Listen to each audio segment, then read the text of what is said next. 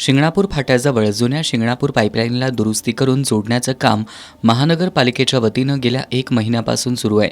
कोल्हापूर गगनबावडा ते कोकणात जाणारी संपूर्ण वाहतूक या ठिकाणाहून होत असल्यानं दररोज सकाळी आणि सायंकाळी मोठ्या प्रमाणावर या ठिकाणी वाहनांची गर्दी होते. आज तर सुमारे 2.5 तास वाहतुकीची कोंडी झाली.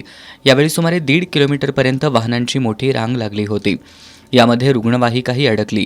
शाळेची वेळ झाल्यानं विद्यार्थ्यांनी स्कूल बस सोडून चालत जाणंच पसंत केलं. या दरम्यान वाहतूक पोलीस कर्मचारी संजय पोवार हे इथून गगनबावड्याला जात होते.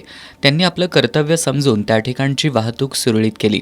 या ठिकाणी खुदाई केलेल्या रस्त्याच्या दुतर्फा साईड पट्टी सुमारे अर्धा फूट खाली आहे. त्यामुळे वाहन चालकांना इथं तारेवरची कसरत करावी लागते. या ठिकाणी तातडीनं दुरुस्तीचं काम करून रस्ता पूर्ववत करावा अशी मागणी वाहनधारकांमधून होतीये.